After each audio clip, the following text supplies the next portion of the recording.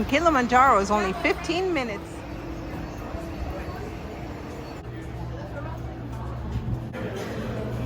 Looks like the safari office is closed, but we're still headed in.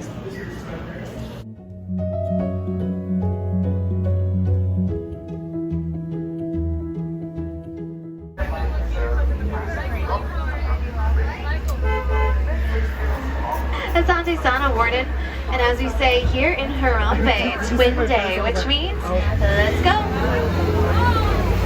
Jumbo friends, my name is Kelly. I'm going to be your safari guide as we venture into Jumbo.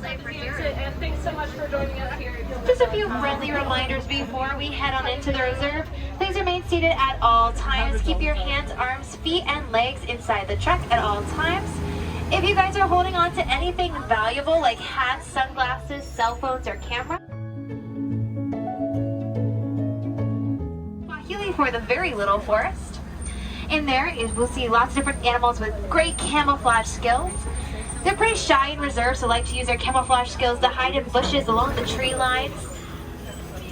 So they might be a little bit harder to spot, so just keep your eyes open.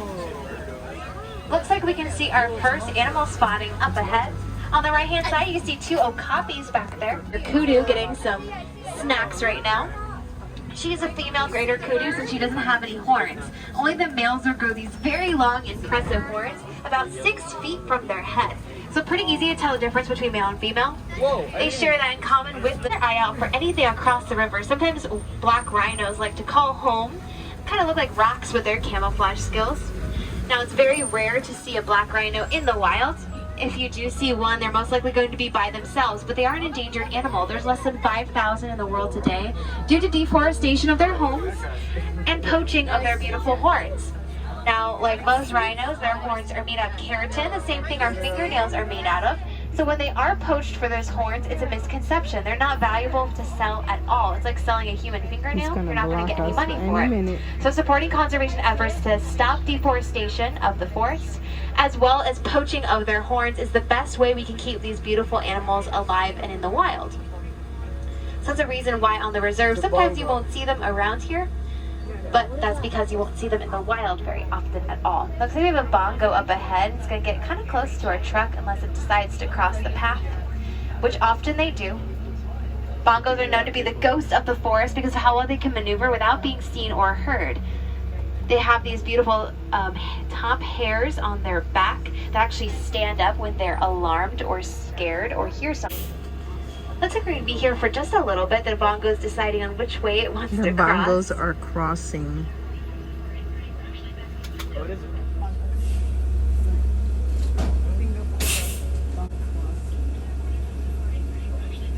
What is it? Wait, no. Giraffes? Yeah. The giraffes, are we going to see giraffes? Wait, but I don't see the horns on it. Alright, we're going to go pulley-pulley, which means very slowly around these guys to give them their space, but also not spook them. I don't see the horns on it. Look, on the picture, the bongo picture. On the picture, the bongo picture. Looks like the rest of the bongos are around the corner, as well as the rest of those greater kudu. All seem to be females again, because they don't have any horns. No.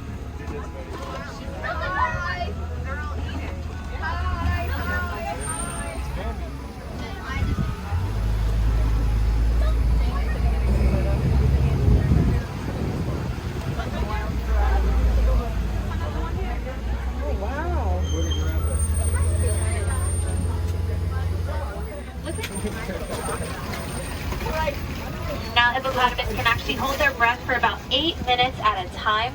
So most likely they're going to be submerged under the water. So from above here on land, they're going to look like floating rocks typically. So keep your eyes open.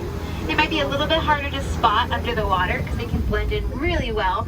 But if you see any bubbles or any movement, that's probably under there. Now they can eat, sleep, and even nurse their young while submerged under the water. They can do it above the water as well. It's just much easier. They're a little bit more buoyant when they're under. The only time the hippos are actually going to come out of the water is when they want to graze on the grass. There's one right there. Right there. There you go. You guys spotted one. Perfect. Kind of see it walking in the bottom of the water. Look how nice. You also see those giant nostrils on top of their head. That's a way for them to catch a breath without having to fully emerge out in their pink color. They do have a very impressive wingspan though, about 8 feet long, which is about as long as the tarp is above you on this truck for a little size reference. So they're pretty, which is about as long as a giraffe is tall. They're ectothermic, which is a fancy word for saying they are cold-blooded animals. So oftentimes they'll be on the riverbank to keep warm during the day. They also can eat about a third of their body weight at a time, which is pretty impressive. They can go months on end without eating at all and still feel perfectly full. Like an upside down tree with its roots sticking up high into the air. It's actually not, remains leafless for about 9 months out of the year. Those gigantic trunks hold gallons and gallons of water on the inside. A lot of the animals can poke holes into the trunks and get the water out during the drier times. So here in Harambe, we actually reference that as our tree of life for that reason. We're coming up on this beautiful overlook of the savannah. It's booming with lots of different species of wildlife, but also a very fragile ecosystem. Right way back there by those bushes, those small animals laying down. They're not bunnies, even though they kind of look like it from here. They have a black stripe on their bellies. Those are springbok scavengers, but they're actually really great hunters. About 60% of what they eat, they hunt. So they don't eat leftovers very often at all. Now, all around the savannah is a beautiful ecosystem. We have these giant termite mounds around us.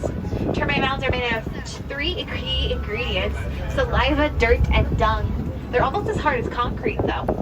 A lot of our larger animal friends, like the giraffes, will use them as scratching posts. All the animals here on the savannah are grazers, so they do their part by eating massive amounts of the grass that keeps on their chin. And they're the ones, you can see it on the right, they're all grazing up there. They try to face in all different directions when they're grazing, just in case there's a predator around. Now they know they're safe here on the reserve, so it's just their natural instinct if they just happen to do so. When they lay down, they actually leave room for one another, just in case they have to get up in a hurry and stampede. No one will get stepped on. Get a really close look at these guys. Looks like one's a little bit in the path. We're gonna see if he scoots up a little bit. Junior, look at me. Look at me. I'm taking a photo. The Afrikaans word wild beast, that's what it translates into, which is pretty easy to remember. We'll see a few rolling around in the dirt. That's a way for them to keep. They're really beautiful animals when you get up close to them. Looks like we're going to get pretty close to some Maasai giraffe up ahead. Maasai giraffe have a more blended and rigid spot patterns than other varieties of giraffe. When we get up close, you're going to see that very long. So it's often hard to tell when a giraffe is sleeping, but really easy to tell when they're eating because it's constantly. When a baby giraffe is born, they're about 6 feet tall at birth. That's only a third of what they can grow to be. On average, these adults are between 16 to 18 feet tall. Each giraffe has their own unique spot. We can tell so by the shape of its ears, kind of shaped like Africa. I'm going to assume these two are boys since they're on their own. The boy, you can see how he's flapping his ears back and forth. That's a way for him to cool down during the day. The more he flaps, the cooler he will feel. Just by flapping his ears, he can change down his body temperature by 10 degrees. We are coming up on some red clay pits and away from mom. It's only the boys that will leave the herd when they mature. You can also see that both males and females have those very impressive tusks. Elephants' tusks are again. Like I said, all of our animals are free roaming, so if they want to cross the pathway, they have the right of way. Beautiful horns that are hollow on the inside. Just circulates blood and keeps them cool throughout the day. They're my personal favorite here on the savannah. Looks like they're all kind of scattered around out here. They could be the culprit for who is crossing the road a little bit. We're going to be coming up on an island of greater flamingos. If you look towards the center of the island, those gray fluff balls are babies. There's a few hatched just to wait. It's pink in coloration, so those adults will not get any brighter pink. That's their natural color. The babies will start getting their color when they start eating larger crustaceans like shrimp. Oftentimes, you'll see the flamingos balancing on one leg. That joint on their leg is not their knee, it's their ankle. So everything below that is considered to be their foot. So flamingos actually have very long feet for birds in the sky. Those tails that you see flapping around aid with balance and direction as they run at those top speeds of 60 miles per hour. Now, scimitar horned orcs are going to be the white animals out there. Their horns are kind of shaped like a scimitar sword would be if you've ever seen one. They're really interesting animals. They actually were almost considered extinct at one point. They're still on the endangered and known. Kind of cool. On the right hand side, we're going to get a better look at those water buck. It's really interesting to see the water buck out right now because typically they only like to come out when it's raining because they like to be in the water.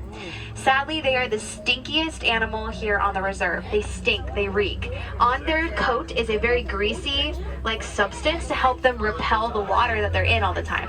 But we still love them. We see ostrich eggs on the right side of the truck. Ostriches lay a few hundred eggs a year, whether they're fertile or not. It does take a few hundred pounds of bee population to also protect the elephants on our reserve from getting into the area they don't want to be in. You may also see our resident goat friends just by liking a picture of an animal. So thanks for joining me, guys, on the safari. That's going to wrap up this video. Don't forget to hit that subscribe button, give me a big thumbs up, and leave me a comment. And I'll catch you on the next one.